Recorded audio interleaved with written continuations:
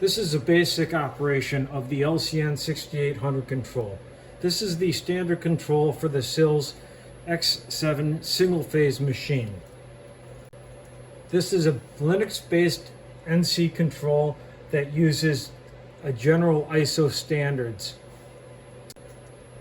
What we have here is our position screen. We have absolute with machine and distance to go selected. We have our total machine hours. In addition to that, we have our spindle speed, tool number, feeds and speeds, our program, and any optional buttons that are selected.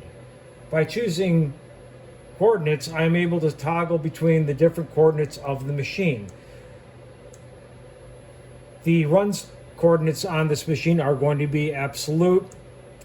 Relative, as many ISO controls are, is just for operator use. Machine being the numbers that the work offsets and such are operated from, and distance to go being the distance it has to travel in the current NC block. The MPG move distance, I have not tried to use this function on the machine, so I would like to not describe it. We also have our variables. This machine uses the typical variables that Fanuc and Mitsubishi uses, with addition of what it calls global variables that are the @ sign in front of them. Because this is the basic control, I'm not going to get into using the macro variables. When I select set count, this is the workpiece count, something that on a machine like this is probably not all that relevant. We have this function that is work in FO, that is at the current G codes that are being operated on this machine.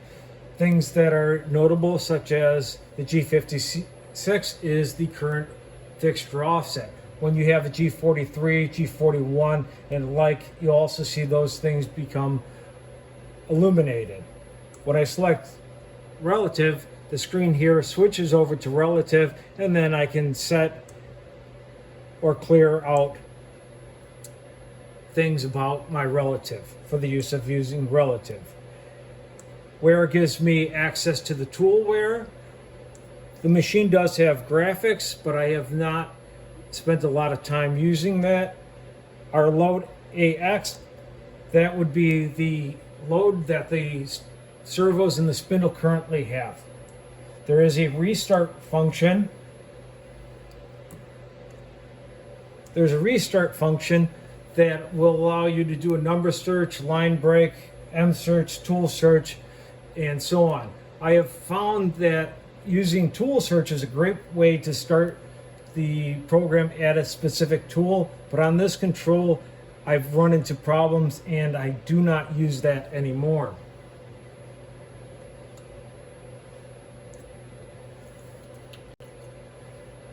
With using the right arrow, I have additional options, and this would be production log.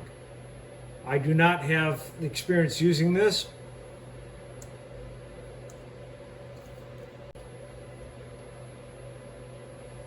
Going to the program screen, this is your edit mode. If I move the cursor up and down, I can view the program. I can load a program by selecting File and then selecting a program. I can start a new program by hitting New. If I type in the name, I have a new program that is called. I have the typical ISO format of using brackets for my comments. Here we'll call it Pro 123.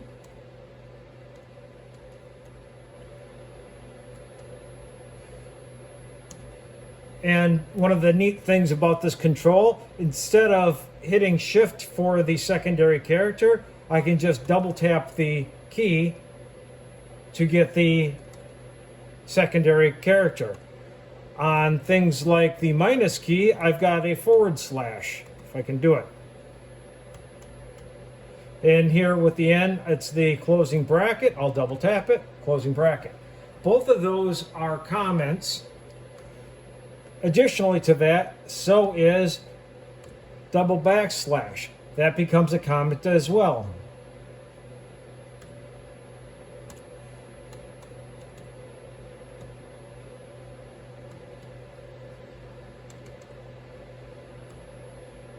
Pardon my misspellings. If I wanted to, I can program completely long-headed G-code on here. As I type things like G56 or whatnot, I have the option of saving it, and you'll see the program name changes from red to gray when the program is saved.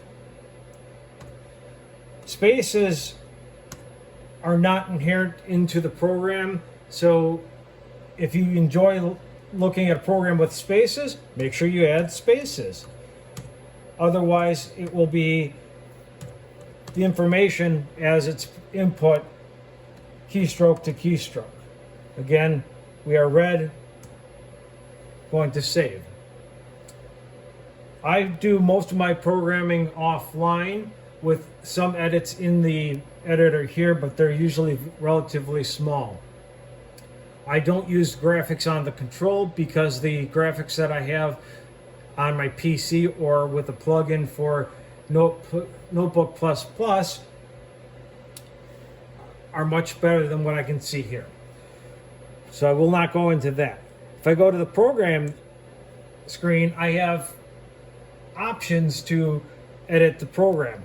Most notably, because I don't do programming on the machine, the most I'm doing is searching or copy and paste. One of my preferred things of doing on this machine, or any machine for that matter, is I like to put in the fixture offset approximately that I'm expecting before I do probing. So I use, in most cases, the G10 cycle. This machine does have a G10 cycle, but it's slightly different. Here, in order to set offset P57, I add 100 to it, so it becomes P157. Now I can put in whatever values I want for the coordinates I want. This is not mandatory. This is only something that I prefer to do. If I want to take and select that coordinates, in this case, to a different program, I can hold the Shift key down and select all of that. Now I can copy it, and I am able to use the paste feature. Same holds true with the cut feature. We also have delete row, which will remove the entire row from the program. I have not used any of these features as well because, again, I do my programming offline instead of using the machine. Now we go to our offsets. This machine has a great deal of offsets. I appreciate the fact that it has so many offsets. In this particular case, I tend to typically just stick with the G54, 55, 56, 57, 58, 59. The reason is that I'm running a probe on this machine, and the probing macros that were provided with the machine seem a little bit sketchy, so I have not tried using them with the extended offsets. But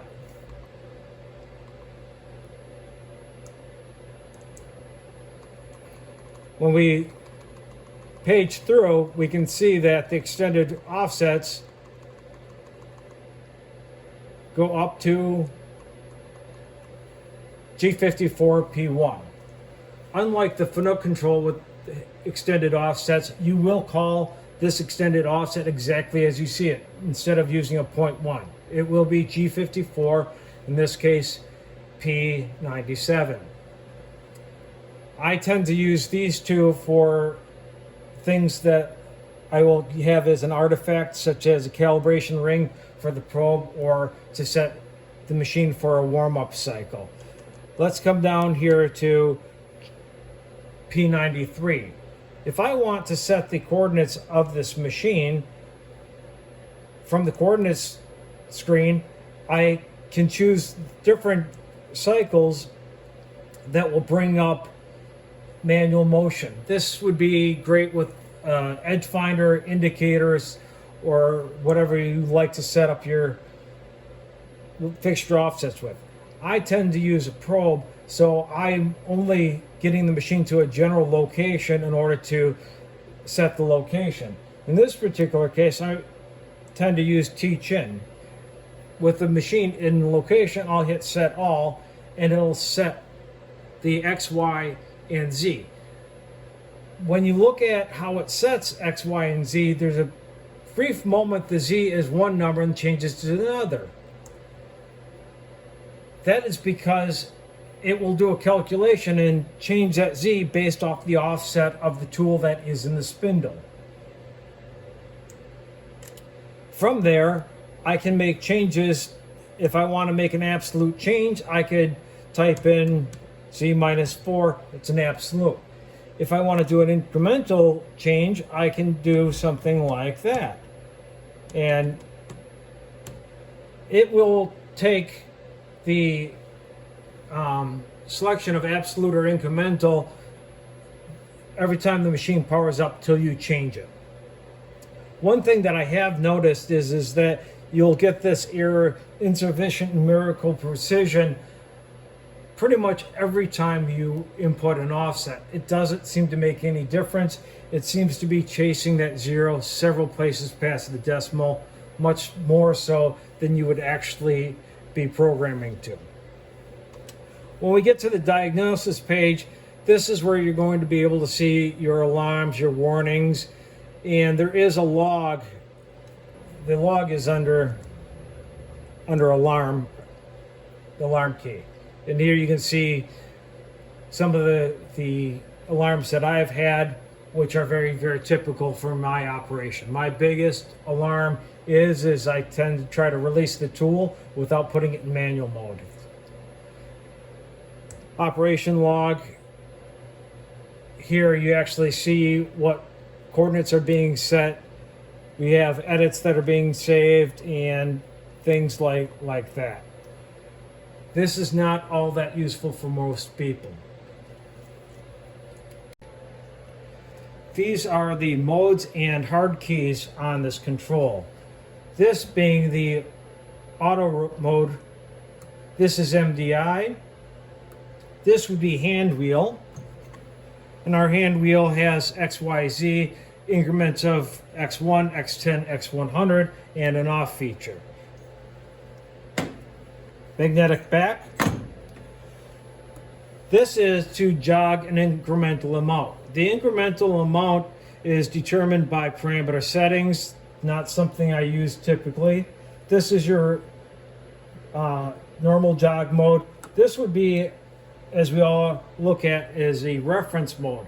However, we do not reference this machine with dogs because the machine, in this case, has absolute encoders and does not actually have the dogs for setting.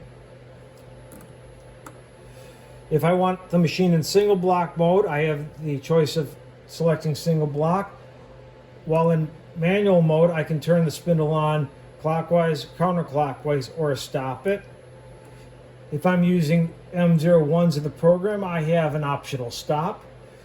The / BDT is the block delete. MST typically goes with dry run, but not necessarily. MST stands for MST lock, which is no M codes, S codes, or T codes. And MPG dry run, or DRN, is to be able to cycle through the program using your hand wheel. This is not something I've tried on this machine, but I do believe the machine is capable of doing that. This is your door lock unlock key. This is your auto power off key. On the machine that I have, the auto power lock key does not work.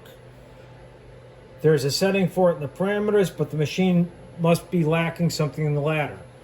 We have a coolant feature, air blow, spindle orient, and then of course our work light. If you have a machine that has a chip conveyor, you have forward and reverse, and then you have the magazine clockwise and counterclockwise. In the machine that I have, I tend to not utilize this because there might be a slight glitch in the PLC that makes the tool changer operate very hard while after I select or move the current tool from that. This button down here would be our over travel release. If you have a machine that happens to have dogs and not absolute encoders, that key would allow you to get it off of the over travel. Our lights here will tell us that we are referenced. Our NC is ready. We don't have an alarm. We don't have a coolant issue. We don't have an oil issue. We don't have an air issue. And your guess is as good as mine as to what that happens to be. It might be part rotation. I'm not sure. We do have our jog keys over here, which the jog on the machine is set via parameter, but when I select rapid, I am able to move the machine at a much faster rapid. Down here, of course, we have an emergency stop, cycle start, cycle hold. We have a edit lock key, and then the current tool display number. This is the machine power on, this is machine power off. The machine powers off pretty well. It has always been my habit that before powering off the machine, I will always put the machine in emergency stop mode. In order to get the machine out of emergency stop mode, we simply release this and we press the reset button, which is out of the screen right now.